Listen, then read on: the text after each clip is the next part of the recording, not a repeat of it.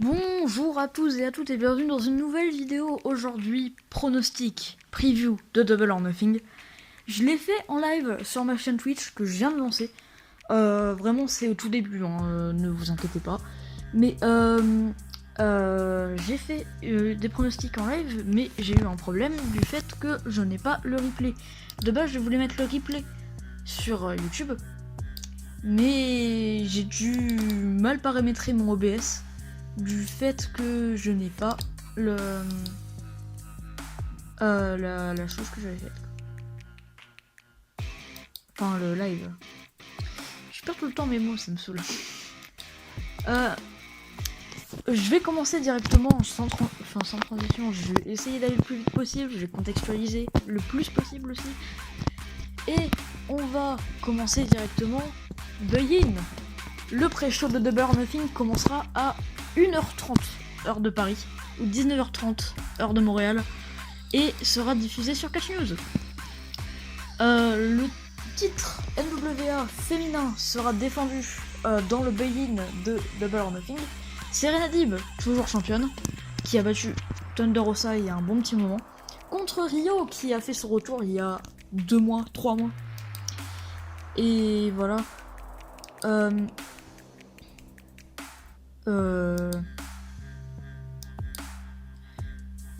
Je vais directement commencer avec la carte. Le show qui commencera, je crois, à 2h. Oui, ça sera le 30 mai, dimanche 30 mai, à partir de 2h, heure de Paris, ou 20h, heure de Montréal.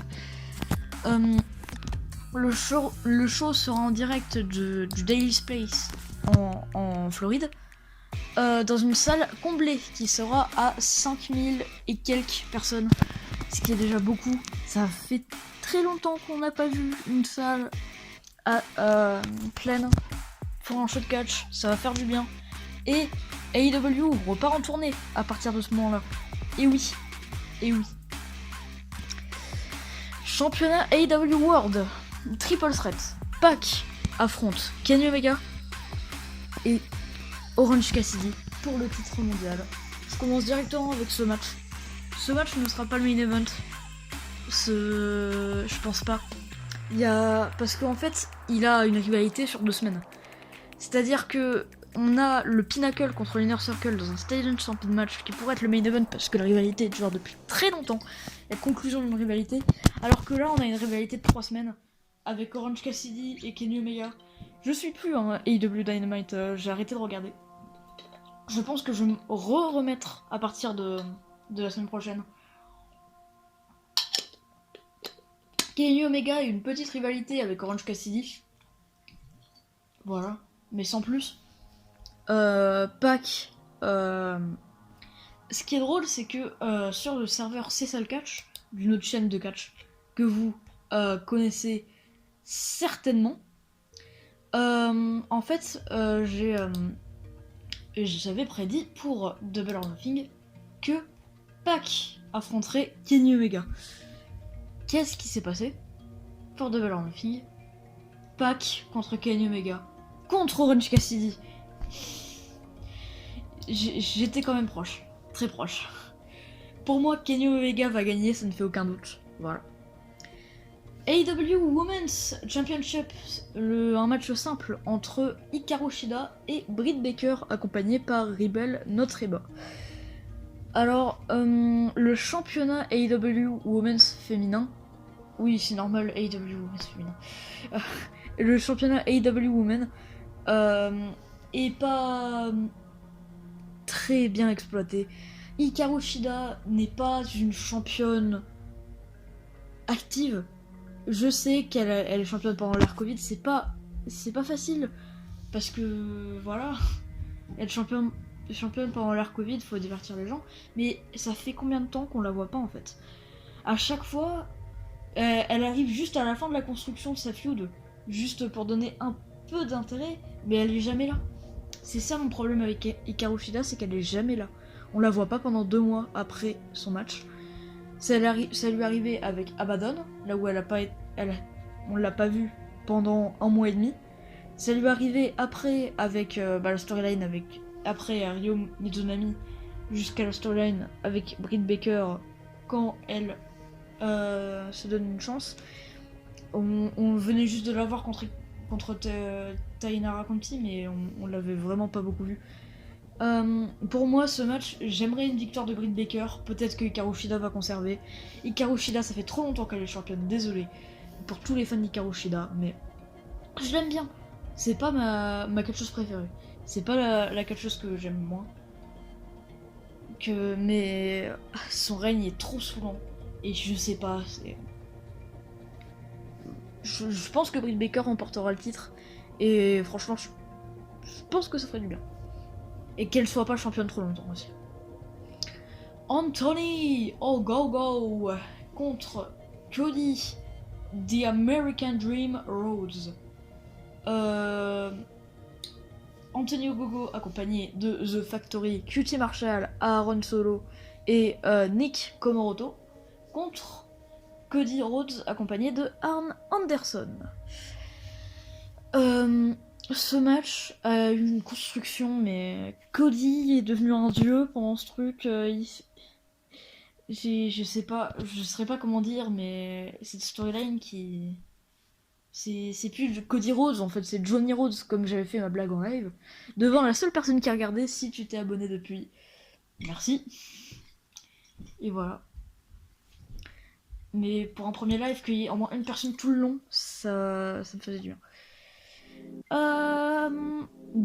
Pour moi, ça va être victoire de Anthony Ogogo. Mais c'est pas dit que Cody Rhodes ne se donne pas la victoire. Je pense qu'Anthony Ogogo, ça serait une bonne solution pour qu'il soit push, surtout qu'il a un bon palmarès. Champion de boxe. Voilà. Il a un bon palmarès. Ça serait très bon qu'il gagne le titre. Non, il n'y a pas de titre en jeu. Mais qu'il gagne le match. Mais après, c'est pas dit que Johnny Rhodes se laisse perdre. Je dis Johnny Rhodes, hein, il s'appelle pas Johnny Rhodes, hein, c'est juste que le mec dans ses constructions sur Storyline, c'est Johnny Hallyday, bien sûr. Alors, Christian Cage contre la Casino Battle Royale. Le gagnant aura une chance pour le titre de son choix quand il veut. Les participants: Christian Cage, Matt Sydal, Will Hobbs, Preston Vance, Evil Uno, Colt Cabana, Matt Hardy, Private Party, Isaiah Cassidy et Mark One, Jungle Boy, Penta El Zero Miedo, Anthony Bowens, Lee Johnson, Brian Pillman Jr., Liv Garrison, QT Marshall, The Blade, Dustin Rhodes et un participant mystère. Alors, j'ai plusieurs choix possibles que je pense. Oui. J'en ai 4. Soit Christian Cage gagne, il a eu une petite interaction avec le champion. Ça peut très bien être avec Kenny Omega. Et ça peut très bien être Christian Cage. Deuxième solution, Jungle Boy. Jungle Boy est un très bon catcheur qui pourrait avoir sa chance, mais ça sera pas lui qui gagnera le titre. La troisième solution, ça serait Penta El Zero Miedo. Ça serait un très bon match, mais Penta ne gagnera pas le titre. Et le quatrième, ça serait un participant mystère. Qui sera le participant mystère pour moi? J'en ai aucune idée. Ça peut être tout le monde. J'ai une petite théorie. Enfin, ouais. J'ai plusieurs choix. Soit, ça sera Paul White. C'est-à-dire Big Show. Ça pourrait être Andrade Cien Almas, El Idolo, mais ça aurait aucun sens qu'il affronterait plusieurs fois Kenny Omega. Ça pourrait être Daniel Bryan, mais je pense pas que le gagnant gagnera le titre. Donc voilà. Et la dernière solution qui me paraît être une des plus probables, je sais pas pourquoi, c'est Roderick Strong. Roderick Strong qui est un peu dans le flou avec ses storylines à NXT, comme Daniel Bryan. Et je me dis peut-être qu'il va arriver ici, ça va choquer le monde. Et voilà. C'est peut-être lui. Sinon, dans mon choix plus réaliste, je dirais Christian Cage. Voilà. Ou ça peut être le participant mystère. Ou ça pourrait très bien être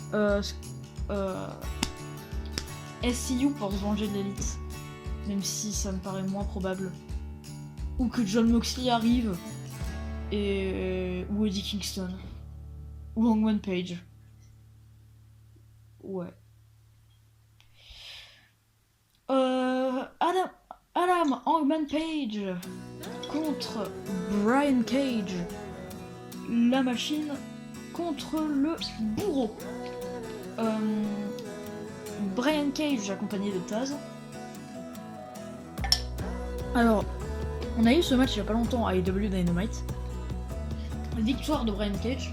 C'était un bon match, ils nous ont pas tout donné, ça se voit. Parce qu'ils attendent le pay-per-view. Pour moi, ça va clairement être une victoire d'Hangman Adam Page. Mais... voilà. Brian Cage est champion FTW, il a dû le défendre une fois. Mais après, c'est pas un titre qui se défend, le titre FTW. C'est un titre qui se garde parce qu'il est reconnu comme... Enfin, il est reconnu par aucune fédération. Je pense qu'Hangman Page va gagner. Le match qui m'intéresse le moins de la carte, pour être honnête, Miro contre Lance Archer, accompagné de Jake Roberts, pour le championnat TNT. Miro va conserver, Lance Archer va retomber un peu dans l'oubli, comme ils aiment le faire souvent. Et voilà. Le match m'intéresse pas, ça va être un match de poids lourd, j'aime pas tellement les matchs de poids lourd. Enfin, ça dépend qui est impliqué. Miro, je suis pas énormément fan. Lance Archer, je suis pas énormément fan. J'aime bien Lance Archer quand même, mais moins que d'autres. Et c'est pas le mec que je verrai avec le championnat, et voilà. Le championnat, tag team match, Sting et Darby Allin contre Scorpio Sky et Ethan Page. Alors Sting, attention, je vais le faire à Tony Schiavone. This is Sting! Oh mon dieu! Victoire de Sting et Darby Allin. La storyline a été construite sur 2 semaines parce que Scorpio Sky et Ethan Page ont balancé Darby Allin dans les escaliers. Sting est un manager qui manage Darby Allin. Il sert à rien. Sting, ils ont gâché leur aura. Je suis triste de dire ça, mais Sting, ils ont gâché leur aura, son aura. Et le mec, il est pas... Voilà, quoi.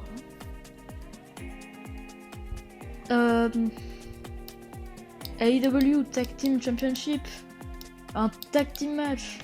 Les Young Bucks, Nick et Matt Jackson contre Jon Moxley et Eddie Kingston pour les titres par équipe de AEW.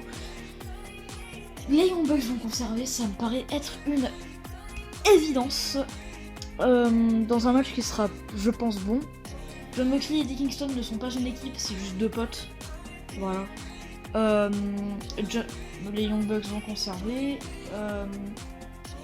Les Young Bucks perdront leur titre peut-être bientôt. Ça fait un bon petit moment qu'ils sont champions. Là, oui.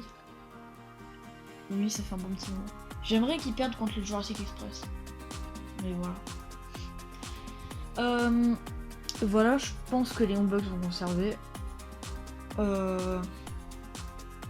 Et le main event après le Blood and Guts, que vous pouvez aller voir mes réactions sur la chaîne dans une vidéo qui est sortie il y a pas longtemps. L'Inner Circle contre Sammy Guevara, Ortiz, Santana, Jake Hager et Chris Jericho contre le Pinnacle, Wardlow, Dax Harwood, Cash Wheeler, Sean Spear et MJF, Maxwell Jacob Friedman. Si l'Inner Circle perd, l'équipe devra se séparer pour toujours. Et là, c'est quand même une situation qui est très bonne parce que la storyline est très bonne. Malgré qu'on ait vu, on a vu Blood and Guts que Chris Jericho, quand il est tombé, il y avait des matelas. On s'en fout. On n'est pas là pour parler de ça. C'est le Stadium Stampede match. Va être très bon. On s'en souvient, celui de l'année dernière avec l'Elite et l'Inner Circle. C'est une très bonne stipulation, ça va être peut-être le main event. Et ça sera très drôle. Ça, je le sens. L'Inner Circle contre The Pinnacle, ça... victoire de l'Inner Circle, ça me paraît être évident. Parce que les mecs, ils vont pas s'arrêter là, comme ça. On va avoir un match très fun. C'est une certitude. Il y aura peut-être des interventions de Tully Blanchard. Voilà. Il y aura peut-être des interventions de Mike Tyson, qui a été un peu allié à l'Inner Circle ces dernières semaines. Mais la storyline est très bonne. Et on a la certitude que ce sera un très bon match. Et j'ai hâte de le voir en fait, tout simplement. Voilà. Et donc du coup, j'arrive à terme pour tous les matchs qui ont été annoncés pour l'instant pour AEW Double or Nothing. Je dis pour l'instant, mais ça semble être la carte finale. Ça m'étonnerait qu'ils rajoutent d'autres matchs. Sinon, à la fin, ça va devenir too much.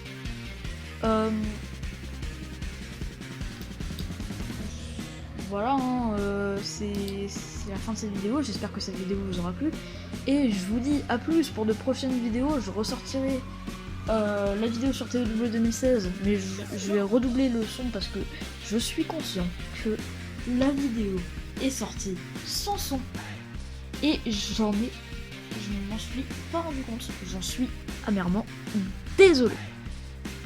Voilà, c'est à plus pour des prochaines vidéos. Salut!